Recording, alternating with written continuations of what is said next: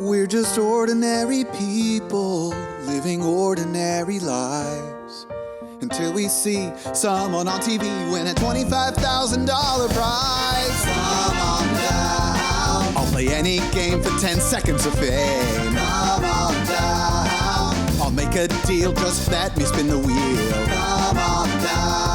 To win $1 million, all you need is a little luck and thorough knowledge of multiple disparate trivial subjects.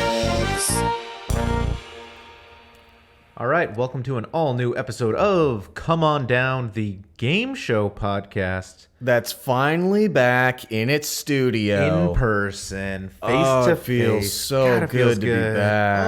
I'm John Baker. I'm Jonathan Motney. And we're together again at last. I'm just so glad to be able to do this podcast with my hand on your inner thigh again. And it's really great because it's when I feel most comfortable, and it's when I feel the most comfortable to riff, spiff, pass that spliff.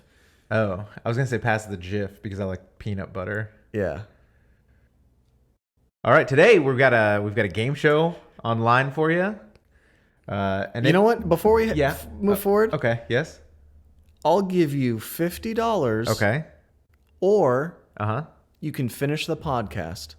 All right, we will see you guys next week. Ah, didn't think it was going to go that way. No? We're not going to make $50 off this podcast, so I just figured Speaking of making take it money, and run. Take it and run. Speaking of making money, we do have a podcast sponsor today. Oh, we have a sponsor. Okay, I guess I'll open that up. Beep, boop, boop, boop, boop, boop, beep.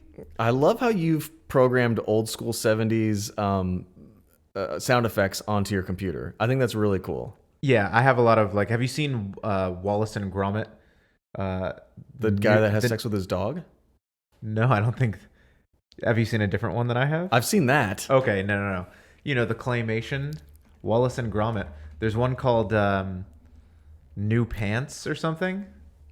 Mm-hmm. And I think Wallace is the man and Gromit is the dog. Sounds about right. And so Wallace builds like a Rube Goldberg machine that wakes him up in the morning, slides him out of the bed into his pants through a hole in the ceiling, down to the table that's cracking eggs and everything for him. Yeah. That's kind of how I set up open my email on my computer. So getting from what I said, which was 70 sound effects, to what you just said was a Rube Goldberg in itself. There were too many not connected things that a lot of moving parts there. A lot of moving parts there. All right, I'm gonna go into our sponsor. Looks like I have the first line here. You sent this over. Somebody else wrote it. It's not you, obviously. Correct. All right.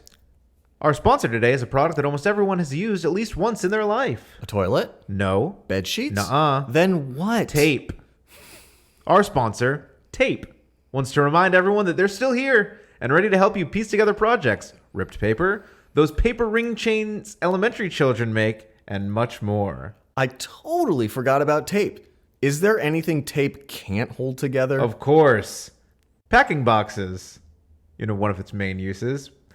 Marriages, human limbs, cake slices that have been cut out of a cake, slashed tires, a prolapsed anus, Ew. bullet wounds, a kidnapped woman's hands, a kidnapped man's hands, middle school erections on the day you wear mesh shorts, Michael J. Fox's shaking body, oh man, a smashed DVD of The Breakfast Club, a Dell laptop that's been run over by a car, and more. More? Nope, I misspoke. That's it. Our podcast listeners will receive a free roll of tape with the purchase of one roll of tape. Tape dispenser not included. Tape.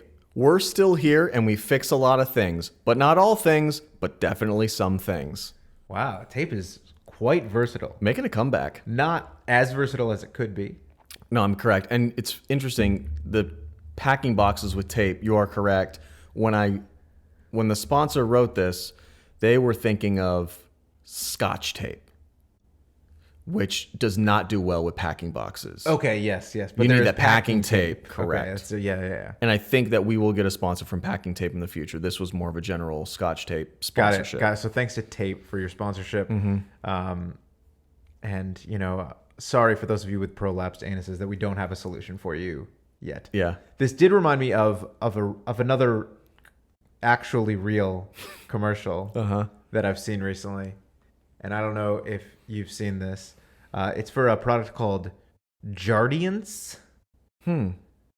And it's Is it if you need an audience, but it's all Jar Jar Binks? no, it's an audience in a jar. Oh.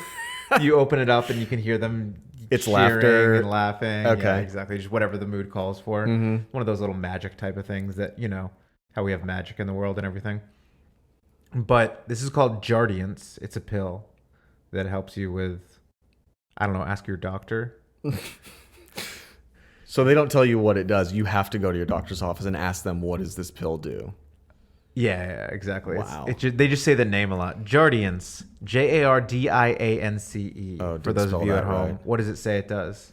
The actual name is empagliflozin. Okay, so that's the pill. That's the chemical. What does it do? Sold under the Jardiance, is a medication used together with diet and exercise to treat type 2 diabetes. All right, so it's for diabetes. So one of the things, I was watching this Jardiance commercial, and it said side effects may include, and this is the part where they say like death and suicide and all Right. that stuff. This was my favorite one because it said may include life-threatening infection of the perineum. Do you know what the perineum is? I'm assuming it's butt? It's the taint. Oh. You might get a life-threatening infection of your taint from taking this pill for diabetes. Okay, let's figure out what this is. What is Life-threatening perineum? perineums. It's the weirdest thing. We were watching it, and I was like, perineum, and Erica was like, I think that means taint. And I was like, there's no way you can get a life-threatening infection of your taint. Here we from go. taking this pill. Here we go. Yep. Necrotizing fasciitis. Specifically, Sounds like skin-eating disease. Fournier's gangrene is a monomicrobial or polymicrobial severe flesh-eating, What? deep soft tissue infection of the perineum and What? genitals. Ooh, all around the area. It's a wide-ranging. Yeah. This is metastasized. Extremely high mortality rate. Honestly, if my taint If I melted died away, of taint disease, if my taint melted away, I'd be like, shoot me in the face. you need it that much. Now I don't have like a cool canal separating my genitals and my beehole. Yeah, I just thought that was so weird, and I hope that tape can help fix any perineum life-threatening situations Yeah. you've got with the necrotizing fasciitis. Mm-hmm. Because wow, I mean that's problematic. Let's do a moment of silence for everybody that's died of necrotizing fasciitis. Absolutely. All right, I think that's it. That was plenty of time. That was a good moment. I Yeah. mean, because to be honest, if you did die of that, it would be funny, as That's well true. as Painful. painful, horrific, sad, tragic. Tragedy is comedy plus perineum disease.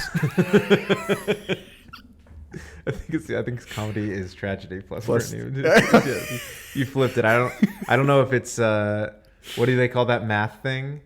Where if one If, thing if A equals B and proofs? B equals C, then A equals C. yeah. Inverse rules or some shit like that. I don't know. I'm bad at math rules.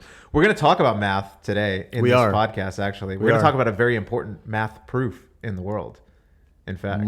Okay, I know what you're talking about. I'm very Okay. excited. Yes. So we're talking about today, Let's Make a Deal. And this is a game show.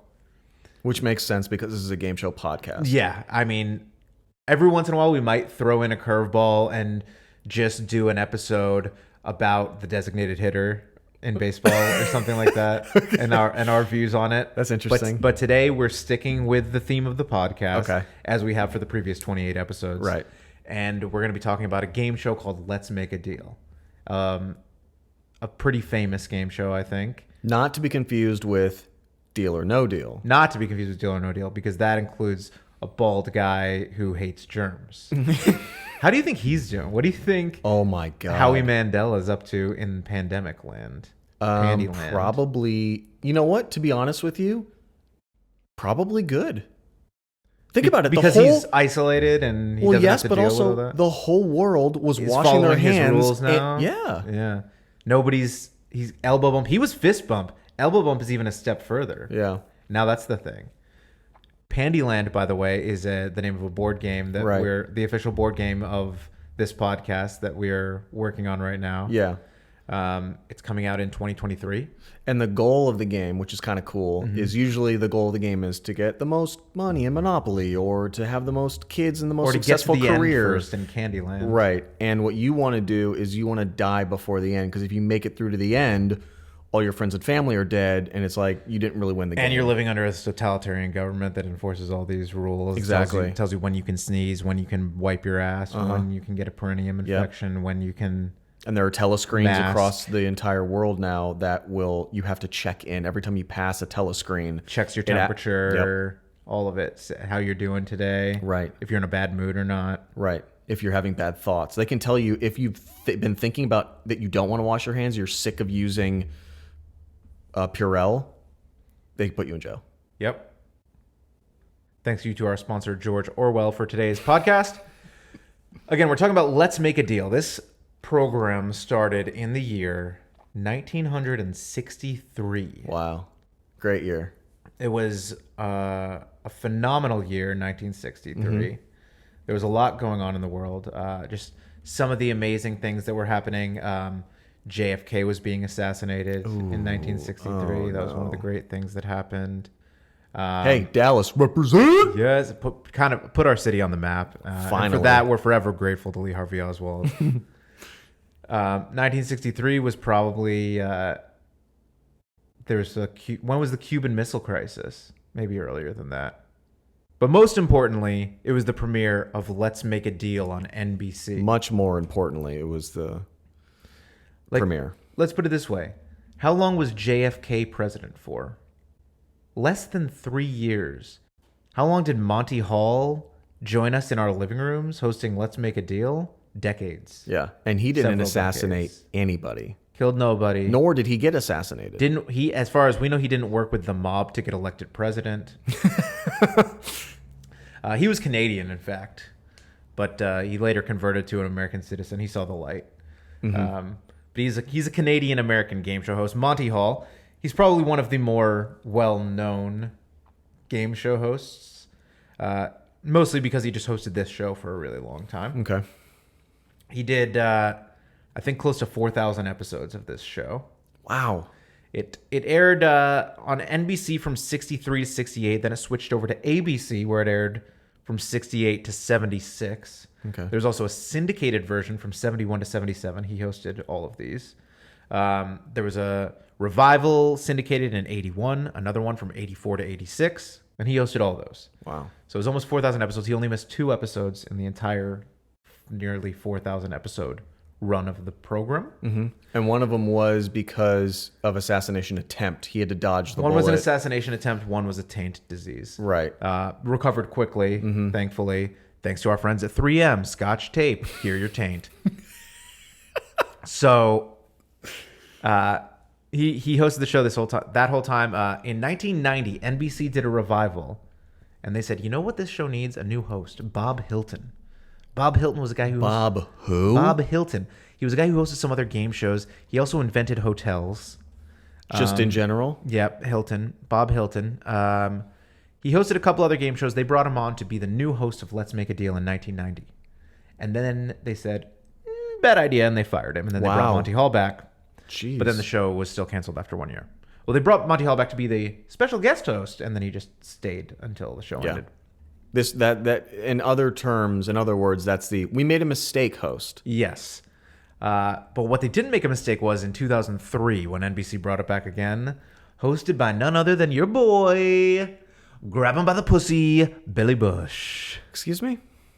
Billy Bush. And Billy Bush was Billy Bush was the guy who was on Access Hollywood talking to Donald Trump in a surreptitiously recorded audio. That was him? In which they talk about grabbing him by the pussy. Oh, no. So that was before his career ended from that situation.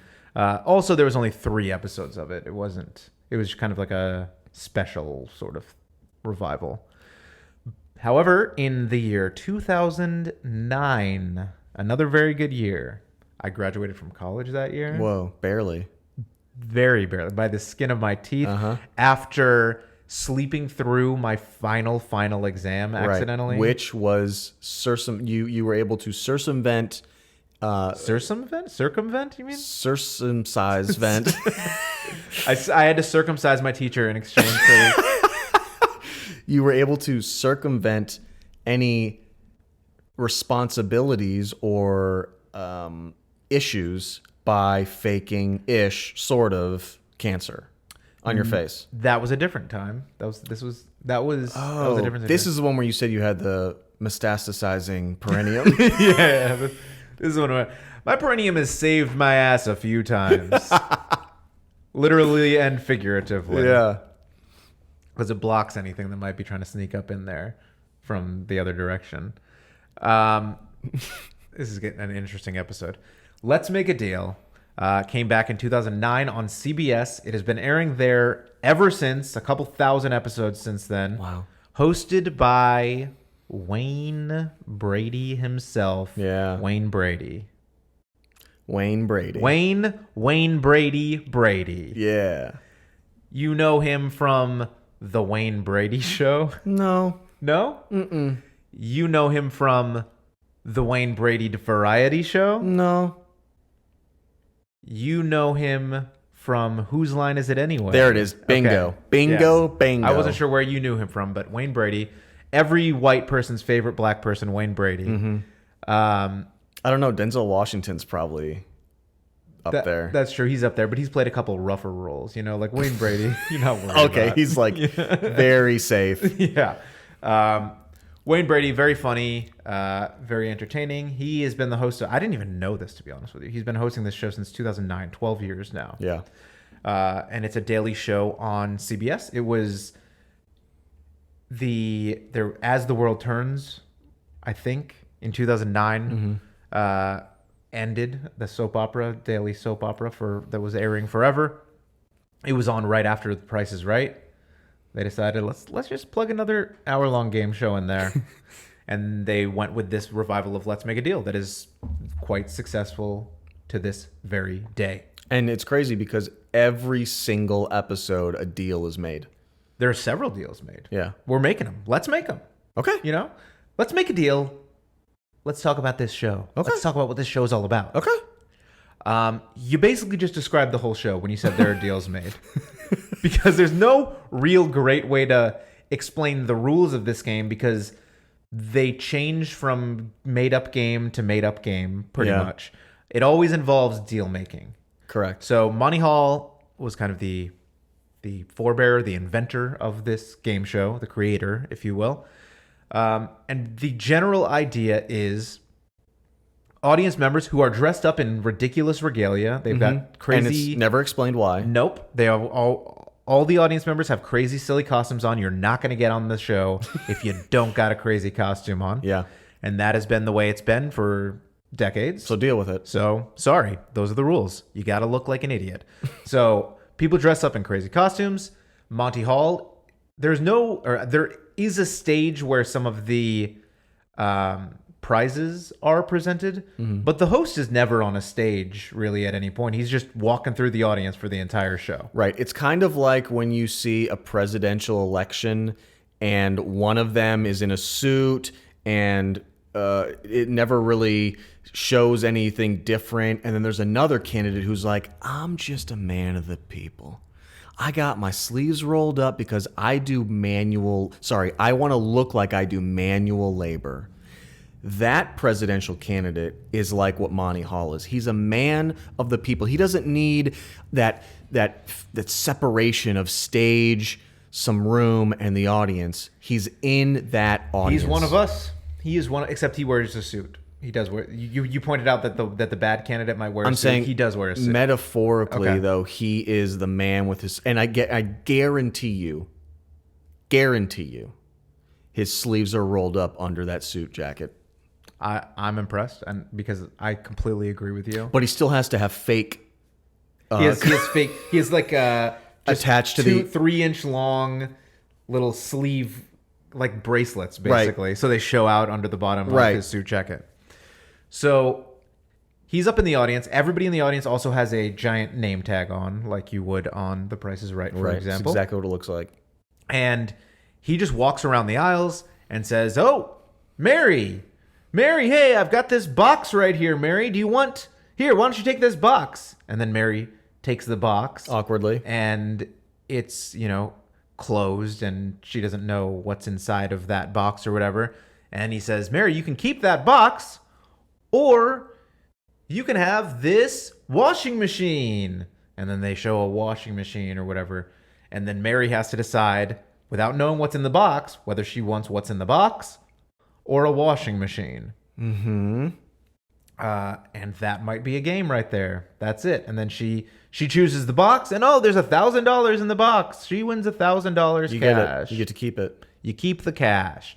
And then there are many other games just like that. But with slight twists. With slight differences. There might be...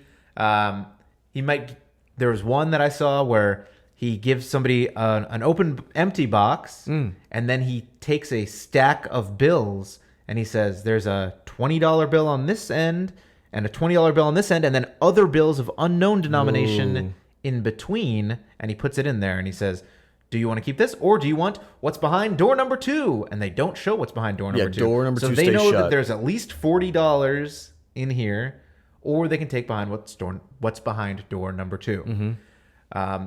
And in this game, for instance, if they take, I want what's behind door number 2, then he takes the box back from them and gives it to another person and puts another stack of money in there, maybe with $50 bills on each end with an unknown denominator. So now that they know there's at least $140 in there, but do they want what's behind door number 3 instead?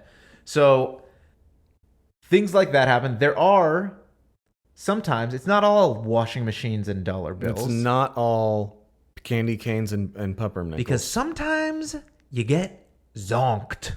All right? And what does that word mean? Zonk. Are you a Frenchman trying to say Zonk. something?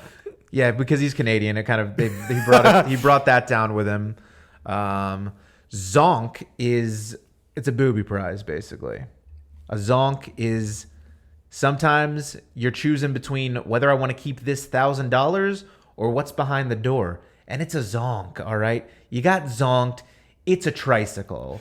All you get is a tricycle now. Zonk, verb, fall or cause to fall suddenly and heavily asleep or lose consciousness.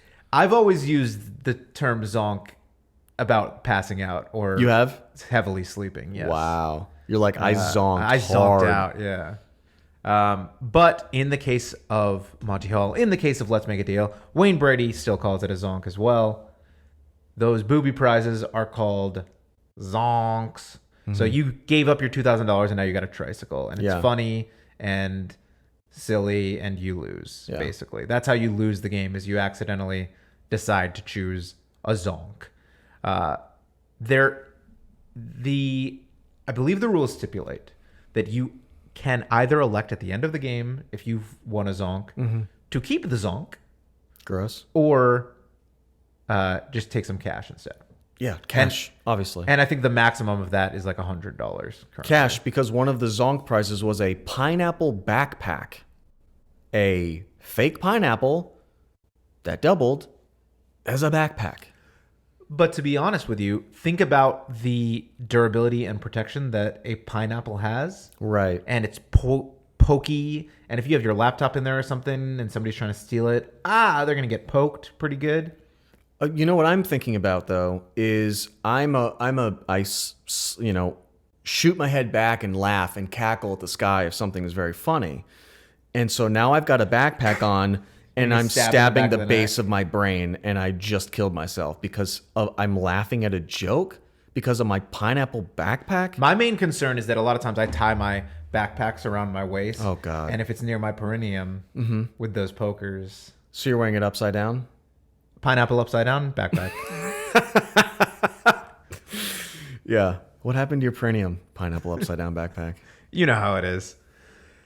So those are the zonks. Those are the prizes. There are a few more in-depth games that happened in the original version. There were sometimes pricing games. Like here are 5 items. You've got choose 2 that have the same price. Was one of them, or choose products that add up to $1 exactly, or those general types of games that you might see on The Price is Right, basically. Yeah. Which is why in the new version, they don't have those games anymore because it's on right after The Price is Right. They don't want it to be like The Price is Right. Now they've added more trivia type of stuff in there, and it's usually kind of basic or dumb trivia, or they'll ask about things that have happened in the episode previously, if you were paying attention, things like that. So that's generally the way the games go. There are some games of chance with cards, like a deck of cards that you've got to choose. You might have to do a card shark style higher or lower type of thing. And then as you're doing these things, a lot of times you get offered deals along the way because you're Let's making deals. So, for example, if I saw one, there was a tree with numbered leaves on it, with 10 numbered leaves. Okay. And you could choose 3 leaves, and under each leaf was a dollar amount. Yeah. And you knew that the dollar amounts could range from $1 to $5,000. Okay. For example, this was on the updated version, not in the 70s. They're not giving away $5,000 on No way. the regular. They are if mini it's the games. Let's make a deal. Right, if it's the big deal at the end of the show. Big deal. But so this was just a regular game. So you pick 3 leaves, and then they unveil the first one, and it says, "Oh, it's got $100." Oh, the second one has got $500. So you're at $600 right now with 1 leaf to go. Yeah. And now you're offered a deal. Now you're offered, do you want to take what's behind door number 2 instead of this $600 plus whatever that other leaf is, knowing that could be $5,000 under that leaf? Do you want to take the deal? Deal. So you want to take what's behind door number 2? Yes. Too bad it was a plunger. So not really a zonk, because that is a very efficient piece of poop sucking. Right, but do you think a plunger is more or less than $600?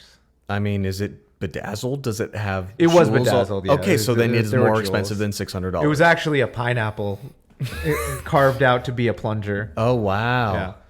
Yeah. So those are the type of deals that go along the way. I saw there are some where it might be a couple that gets pulled out together, and like one of them has to choose this thing, the other one has to choose that thing, and then they have to choose which one they want to go with, or if the other one wants to overrule each other, etc. So it's pretty non-stop action. Do you want to do this? What are, almost feels like a little haggling type of environment situation. Have you ever been in any haggling environments? Have you haggled before? I'm not good at haggling because I didn't understand the philosophy of it. And then I got a book that I'm reading called How to Negotiate Anything.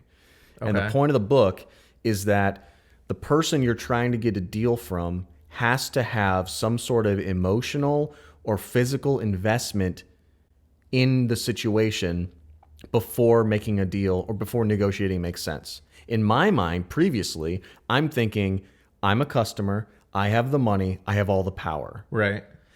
And then that mentality is just negating the other customers that have the same amount of money that want to buy this thing as well. You're not special as going into it with that. What? What do you mean I'm not special? So what I'm saying is I'm special. So I go into buy. No, hold on. I don't know why you're trying to gloss over this. I am special. You are not. You are not special. All right. I mean, yeah. Whatever. I'm sorry that I have to get rid of. Keep telling your fucking fairy tale. Whatever you want to say here. So if you go in to buy a refrigerator, you want to go in a couple times. You want to show your face. You want to use the same exact salesman. So now that salesman has time invested in showing you these refrigerators and talking to you and spending time out of their workday. So now they're more apt to negotiate prices with you and haggle a little bit because they don't want to walk away. They don't want to waste the 8 hours they spent helping you. So they get the investment of like, fuck, I really want this guy to buy a refrigerator. I really want this specific guy to buy a refrigerator. It could be, that, or, just because he spent so much of his own time, he's like, I don't want to walk away with this with nothing. What if you like find out where that guy lives and you just go and like hang outside of his house, but not in a super visible way, but in a way that's visible enough to be threatening? Correct. And what you also want to do is you want to break into his place and not steal anything, but just move stuff. Ooh. So he starts to kind of get a little bit of a mental fuck going on. Okay.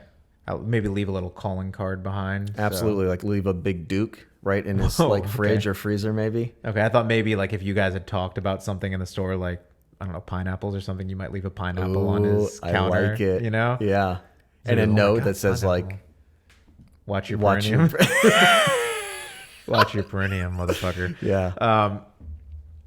So yeah, I've never. I think when we lived in an apartment together at one point, we negotiated the rent. Did we do a good job? I don't think so. Okay. I think Because I hadn't read this book. yeah, they wanted X amount, and we wanted to pay, I don't know, $75 less or something like that. Oh, this was you, me, and Fran. Yes. That's Yeah. okay. And we wanted to pay $75 less or something like that.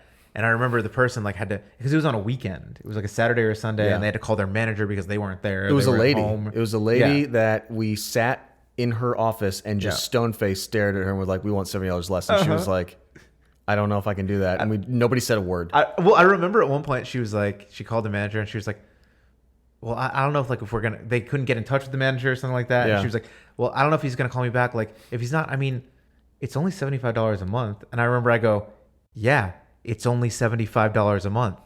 So don't you want us to rent this apartment? Yeah. And I think they wouldn't budge. And then we were like, all right, we're gonna go look at another place that we were actually interested in. driving our way and to we were go. driving there, and then we found out their leasing office was not open on that day. Yeah. And I think we parked the car and waited and called them back, and we were like, yeah, they're offering us that price at this other place. And they were like, okay, yeah, fine, we can do it. Yeah. We won. Let's made a deal. Yeah. We Monty Halled the shit out of that apartment. That was probably the only complex. time that I had a successful haggle. I mean, on cars I have, or on a Yeah, car. but you had a fake haggle. You just sent you sent a couple emails back and forth, and then he was like, "Yeah, come in, we'll do that price." No, so I did the email, or I did the online thing, and they told me, okay, we can do it for this price. Come on in, and I came in with my current car at Okay. the time. The Mazda? And no, this was Nissan Maxima. Oh, This was when I was buying my Mazda, got it. and I had taken my Maxima to CarMax, and they told me they would give me $3,500 for it. CarMax fucks you. On my Mazda, they actually didn't. They gave me like $7,000. Really? Yeah. Wow. But so I brought it in there, and they told me like $3,500 or $2,500 is what it was. And then I went to buy my Mazda and brought my car, and they're like, "Oh, here's your trade-in, blah blah blah. We'll give you $2,000 for the trade-in." And I was like, "Oh, CarMax said they would give me $4,000. So why don't I just head out? I'll take it back to CarMax, sell it to them, and then come back here." Knowing that they do not want you to leave the lot without buying a car. And so they're like, well, let me go talk to my trade-in guy. And then they said they would do $4,000 for the trade-in to get me to not leave the lot. Nice. So that was, $1,500 of bonus trade-in value I got. So I have a story as well. Okay. And you telling that story jogged my memory. I'm so happy. My memory is jogged now. So I was selling my Volkswagen Jetta. Volkswagen Jetta. When did you have a Volkswagen Jetta? In college. Really? Yeah. Hot. That's the car I had. What color was it? Like blue. Oh, yes, I remember this one. And it had messed up back. I had backed up into a concrete pole, or it was holding up a pole in the 7-Eleven parking lot that was on the corner from where we lived. Did you report it? Report what?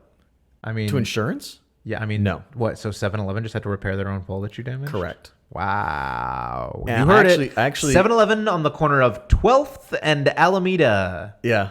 Norman, Oklahoma. Yep. And so I was trying to trade it in. There were a couple of, there weren't any issues. So I took it to CarMax. If you're trading a car in, you take it to CarMax first. I've never had a situation where they give me a great deal. They might have with Mazdas, and they have really good resale value. They do a complete printout and a check of your internal and external car. So you now have the knowledge that your car, I knew that my car was in great shape. It was old, it was scuffed in the back, but everything internally was good. Sure. So I had that, and they offered me like $1,800. Okay. And I was like, no, but thank you for this. Went to one of 3 dealerships that will buy your car without you having to do a trade-in. Okay. They'll just give you cash for your car. First one I went to, I did the whole, took this to CarMax and they said they were going to give me $2,000. Would you guys do that? And they were like, we could do like maybe $2,100. And I was like, all right, well, it's a little low. I'm going to take it to somewhere else, and left. Went to the next place. Hey, I went to this other dealership. They said 21, or they were like 2,300. Would you guys buy for 2,300? And they were like, yeah, we do 23. And I was like, okay, good to know. I'm going to go to this one last place and I'll probably be back. Cause I was like, oh sweet, I'm getting so much extra. And I drove it up and I was like, they were like, how much do you want for it? And I was like, well, CarMax and these two places kind of gave me quotes, and the top quote was 2,900.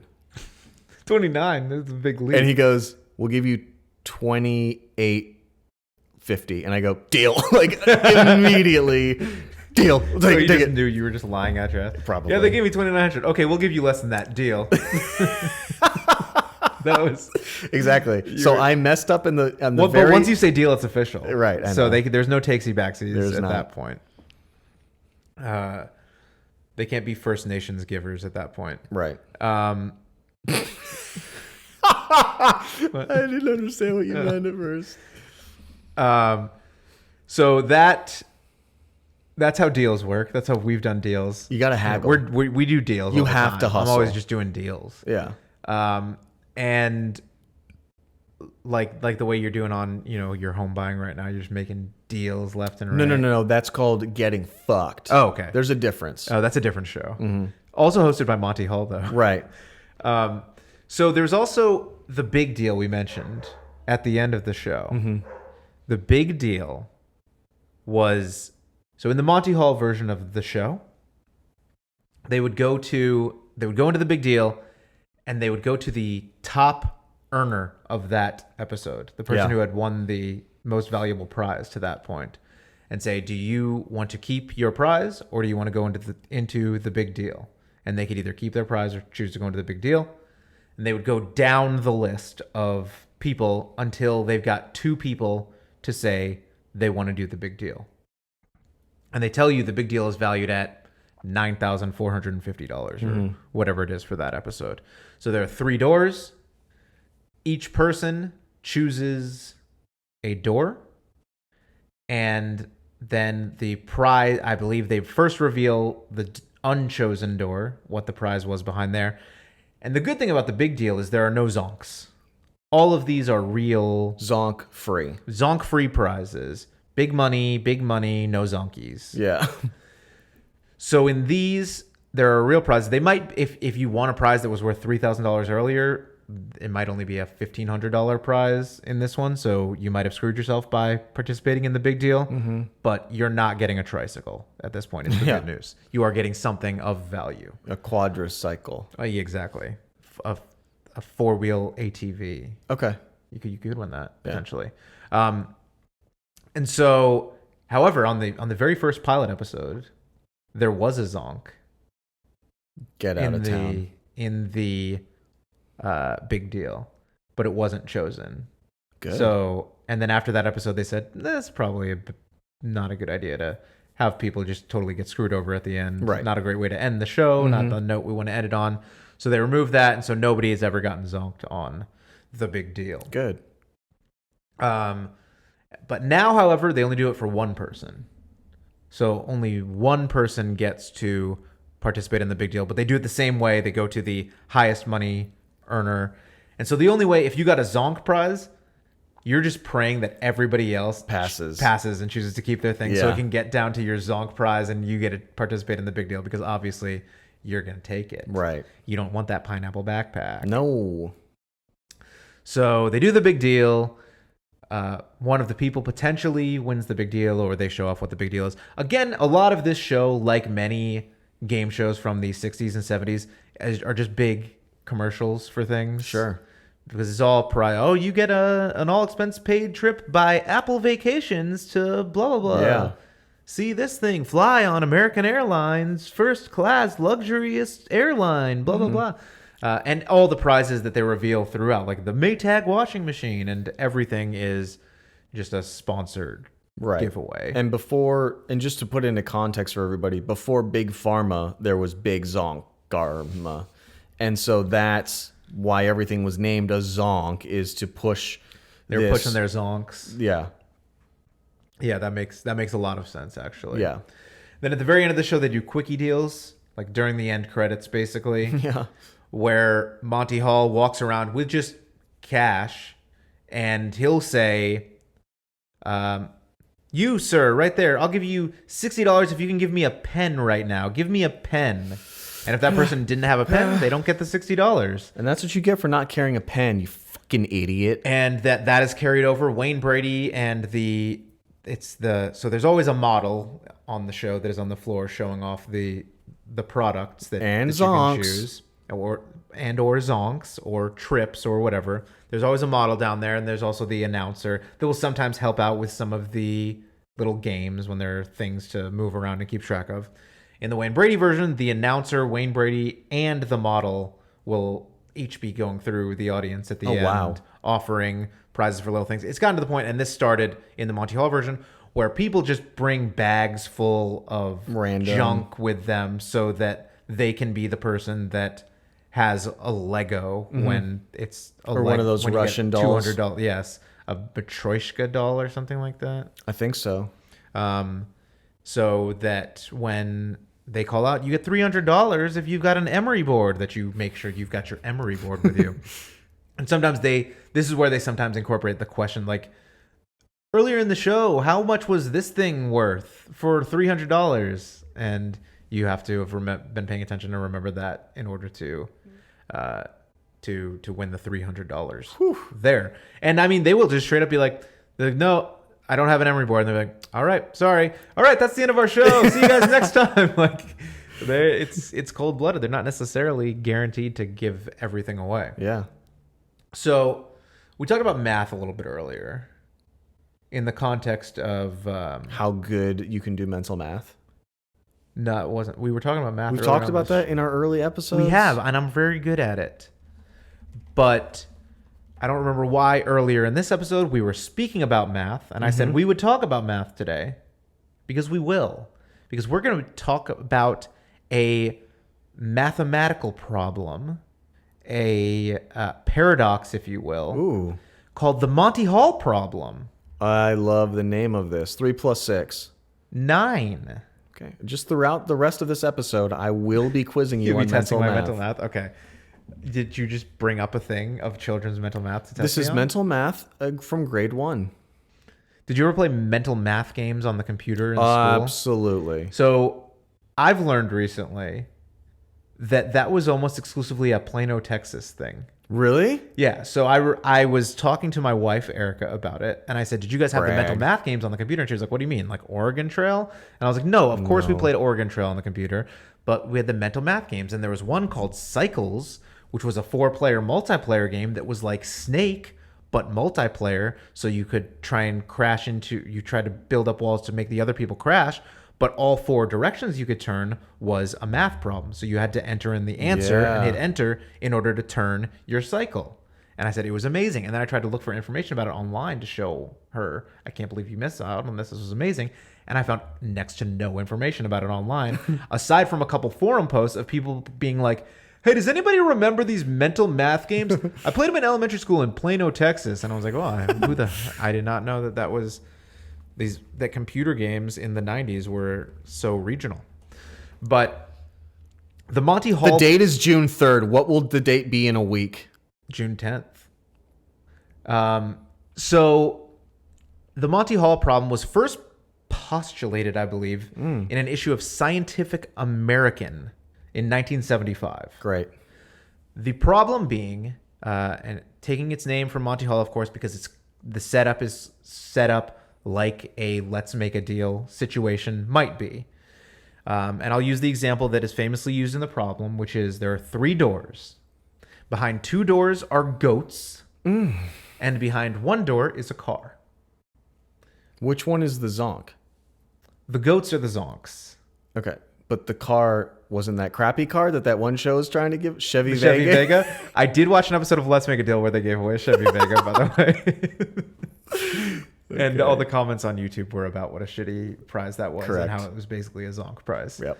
So the problem is, so there are 3 doors. Behind one door is a car. Behind 2 doors are goats. You select one door. So let's say you select door number 1. I select door number 1. Okay. And then Monty Hall goes and opens one of the other doors to reveal a goat. Okay. So he opens either door number 2 or 3 to reveal a goat. Okay. So you know that there is now 1 goat left Yeah. and 1 car left. You know that when you selected, you had a 33% chance, 0.3 repeating, Point through repeating, yes. of selecting the car. Right. So he now reveals that the goat is behind door number 2. One of the goats is behind door number 2. Okay. Do you want to switch to door number 3 or stay with door number 1? And the question is there a mathematical Advantage. to switching or staying? In 1990, in Parade magazine, I believe, a woman named Marilyn Vos Savant, And she was a savant. she was quite the savant. Marilyn Vos Savant means Maryland was a savant in Russian. Okay.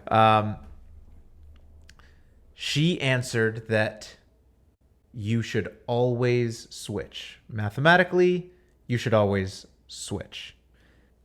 And she said that if you switch, you have a 2/3 chance of winning, whereas if you stay, you have a 1/3 chance of winning. In my brain, initially, that makes no sense. That makes no sense. Because I still have a 1/3 chance of it being behind door number 3, just like I had a 1/3 chance of it being behind door number 3 at the beginning. The only reason I would ever switch is because I know technically you're supposed to, and because the movie 21 told me to. Kevin Spacey This was referenced in the told movie me 21. to do it. Yes, this was referenced in the movie 21 based on the book Bringing Down the House. Yes. So the reason that you do this. So, well, first of all, she said she did this. The magazine got more than 10,000 letters from people saying that she was wrong, including more than 1,000 people with PhDs Awesome. saying that she was wrong. PhDs in what? I don't know, gender studies. Okay. And they said she was wrong because she was a woman. And so the best way to understand why she is right, and again, it on its surface makes no sense to me. Correct. Because if there's a 1/3 chance of it being in door number 1 at the beginning, that chance doesn't change. There's still a 1/3 chance of it being there. Yeah. And there's still a 1/3 chance of it being in door number 3. That is logical to us. That makes sense. However, and I'm going to have to, like, on the YouTube video, I'm going to have to put this illustration of the situation up okay. so that more people can see this. But You can basically, put it up over my face right here. yes, so I'll show you. I'm showing you right here. Got it. So if you're choosing door number 1, obviously you know you have a 2/3 chance of a goat and 1/3 chance of a car. Right. He's always going to reveal a goat behind one of the other 2 doors. Okay. He's never He's going to showing you reveal the the car wrong- because there's no reason for you to switch because you know you've got a goat guaranteed after Right. that. So he's always going to reveal the goat. So if you've chosen goat in the first place and you switch, you're always going to be switching to car. And there's a 2/3 chance that you've chosen goat in the first place. So I'm nodding like I understand. so in 2 out of these 3 scenarios, you switch from goat to car. Only if you've already selected the car do you switch to goat. Okay. So you're more likely to pick goat at the beginning, and if you did pick goat and switch, you are guaranteed to be switching to a car. So that's why in the Monty Hall problem, this mathematical paradox, you always switch. And this has been like a massive subject of debate in the mathematical probability community. Like this is there's been a lot of work done on the Monty Hall problem in academia. There is a gigantic Wikipedia page all about it with diagrams and formulas and all sorts of stuff. And there are like some esteemed mathematicians that are still like, no, I don't accept that this is correct. Like It's crazy. If we were in the like 1700s, I feel like if this Mary Von Trapp were to bring it up, Vos Savant. right, Vos Savant. She's not a traveling singing group in the Alps during World War II. So Mary Von Trapp, Savant, brings this up in a pub. In a I don't know what they would be called in the 1700s. I guess a whorehouse.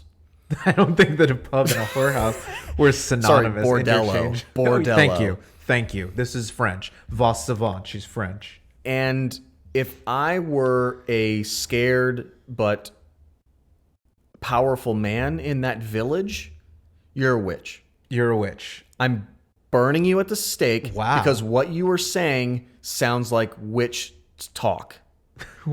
Cars, because I don't understand what is a car. What are these words? Goat? Okay, no, I know goat. Yeah. I'm familiar with goat. I'm familiar with a goat. And I would, yes. So I've got a 2/3 chance of winning then because I can get a goat in 2 of these 3 scenarios. Hell Yeah. yes. Like this is what it's like. There's a deep part of me right now, and I'm not a Puritan or anything. I don't have Puritan background, Right. but I do want to burn this lady. And it's coming from a place of fear and not understanding and insecurity. Are you sure you don't come from a Puritan background? I'm pretty sure I don't. Why do you always wear a sweater to the beach? Because I have an exposed perineum. Oh, wow. So it's a full one-piece It's a onesie. sweater. Yes. Okay. And I admire that. Thank you. You admire my perineum? I wouldn't go that far. Let's get some Scotch tape on it, and then we'll start talking. So yeah, the Monty Hall problem is a much debated thing. It's pretty It's trip. Pretty crazy. It's a trip. It's very difficult to wrap your brain around. But I think it's cool. I think math is cool, guys. I think learning is cool. Oh my god. I don't know. I thought, maybe since you were married to a teacher, you would respect some of the work that she does for our society. Like I do. I love teachers. You do? Because didn't you say that there were some dumb people that you knew in your past that No, were teachers all and that I scares said, you? All I said was that the qualifications for being a second grade teacher were a third grade education. That's all I said. That's right. Yeah, so let's make a deal. It is still airing to this day. In fact, a few months ago, they started doing some primetime episodes, weekly primetime episodes, because COVID's got us starved for content. Yeah. Because I've we got lost 10 our pounds. podcasts. You've Yeah. lost 10 pounds? Because I've been starving for content. Oh, wow. Oh, God. I'm so sorry, hungry for cornbread. I've been content. starving for cornbread. Oh. So they're obviously doing it a little differently. There's not the big packed audience. There's a smattering of a few people there, and then there are virtual people on screens, and it's For some reason, not quite the same. It looked like the NBA for a while. Yeah, the bubble NBA where you've Yeah. got fake Zoom crowd going on in the background. Yeah, it doesn't have the same energy to it. Although I will say the Monty Hall version was a half-hour show. This is an hour-long one. The Wayne Brady version is an hour long. So it has lost a little bit of the pace and the franticness of the Monty Hall one that made it a little more interesting, I think. Right. Especially because when you think about deal making and haggling and stuff, I feel like I think of like a Moroccan market where things are moving very quickly and it's crowded and you're yelling and trying to make deals as quickly as you can. Yeah.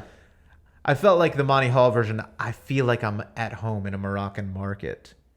That's what you felt The like? Wayne Brady version is a little more relaxed, a little slower paced. Okay. I felt like we it's could more pick of up a the pace farmer's little. market, like in Dallas, the farmer's market where Yeah. everybody's moving kind of slow. It's a little bougie. Yeah. There's people there that are acting like they want to help local food growers and things like that. Yeah. But really, they just want to be able to tell other people that they went to the farmer's market. Get those Instagram pics and then get the fuck out. 100%. The date is June 3rd. That's the same one. June 10th. I have 3 nickels and 3 pennies. How much money do I have?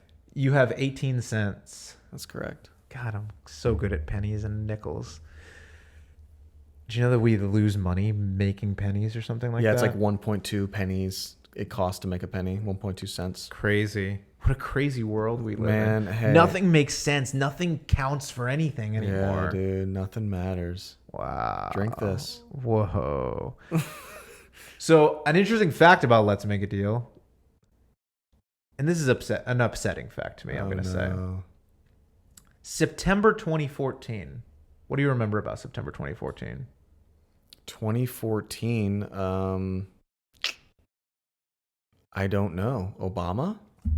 He was the president at the time. Okay. And I think September 2014 was when you and I first started doing improv classes in Dallas. Oh, okay. But also in September 2014, which feels like not that long ago, modern era, I would say September 2014, was the first time that Let's Make a Deal was aired in high definition. So this show was on from 2009 to 2014 on CBS, a major network, in standard definition, like it's the fucking 60s. But isn't the demographic of CBS viewers quite old? Yes. And don't really care about seeing stuff because they can barely see already. Yes. So this was the last network TV show in history to switch to HD. Wow. And the second to last one was Big Brother, also on CBS, a couple months earlier. Trailing. CBS is trailing. CBS is way behind. You old fucks with your standard def TVs need to get with it. My grandmother, for Christmas, she got an HD TV. Which Christmas? This Christmas? This Christmas. Wow. This last Christmas, a couple months ago, she got a high definition TV. Mm-hmm. And she hates it. Really? She was so used to just not being able to see what the fuck was going on the TV. Yeah. She does not want to see so high definition people. I don't in my family, I don't even have to go back that far. My parents, your parents have an HP television because my dad used to work for HP, Hewlett Packard, and they have this huge HP ever made television? Correct. Okay.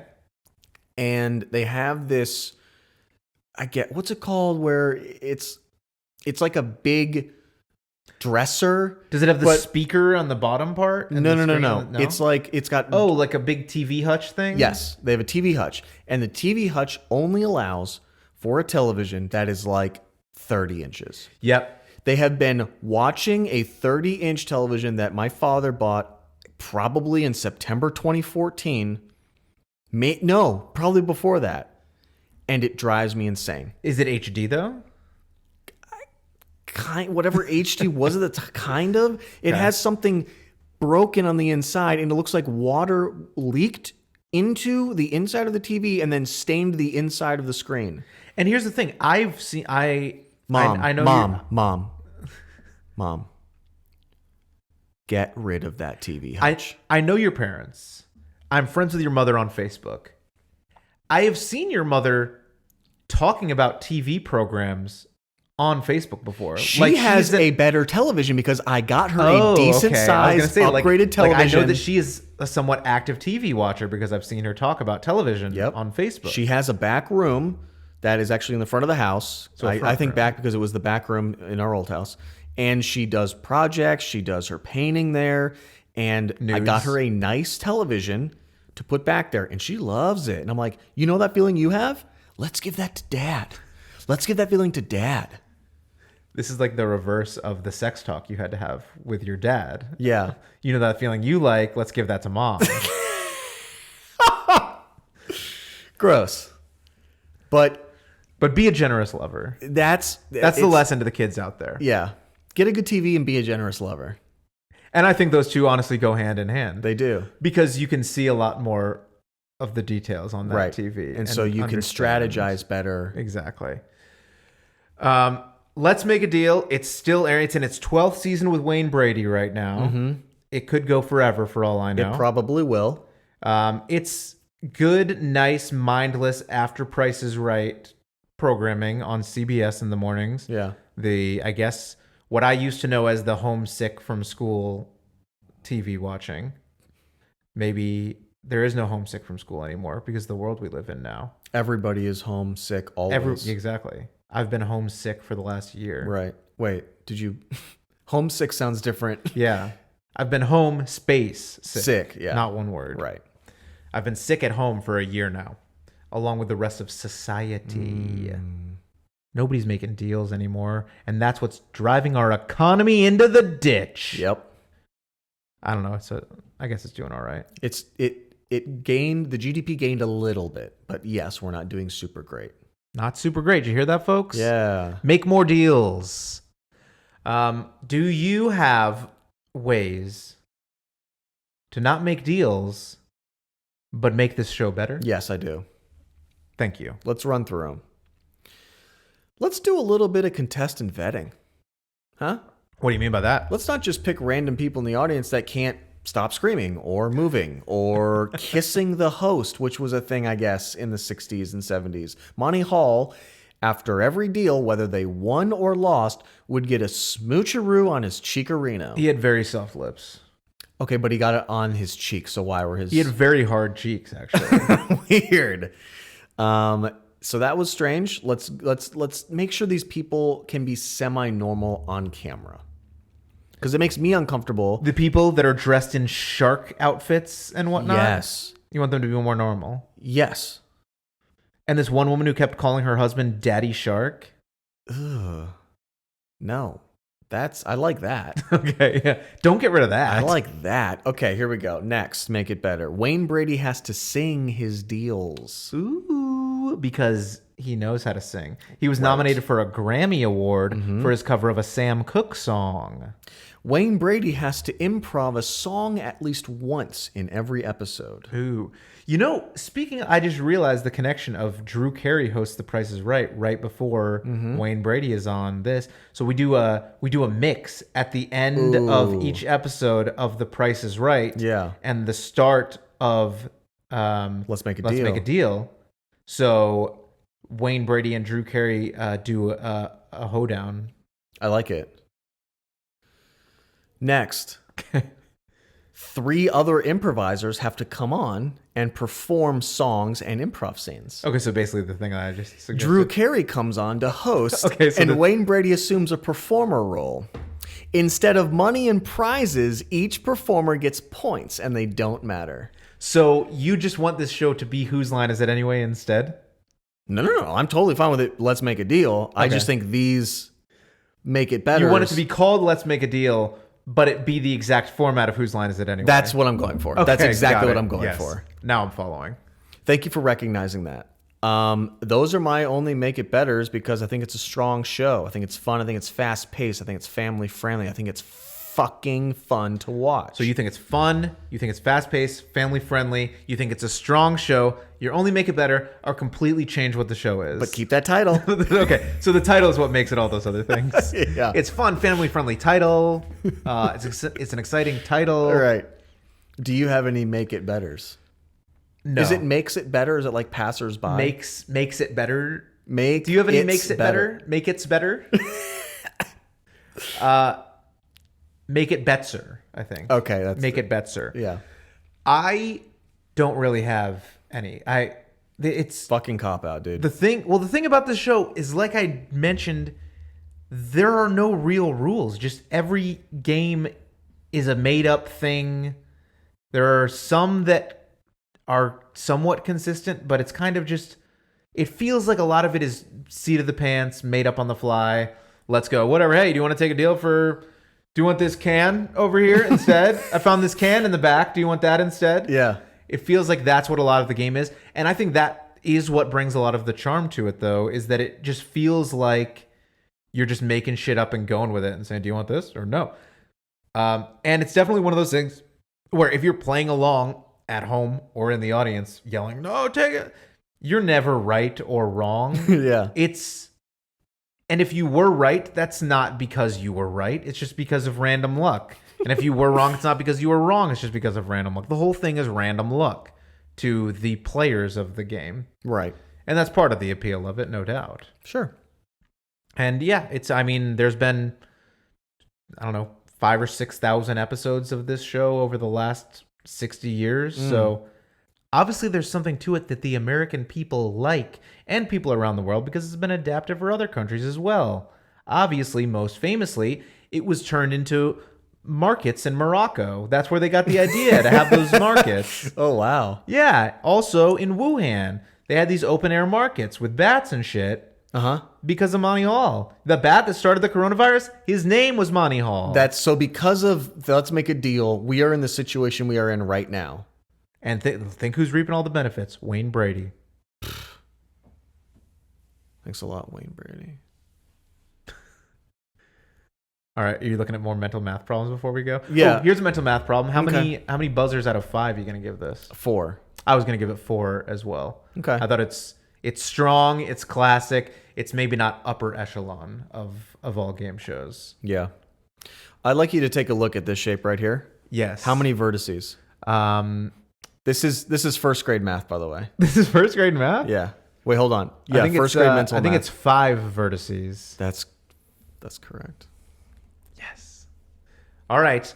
This has been another episode of Come On Down, the game show podcast about Let's Make a Deal. Monty Hall passed away a few years ago, R.I.P. 2017. He was 96 though, so Wow. he did a lot. He contributed a great game show. He contributed to our academics. Do you think Death came and knocked on his door and he was like, "Let's make a deal. Hold on.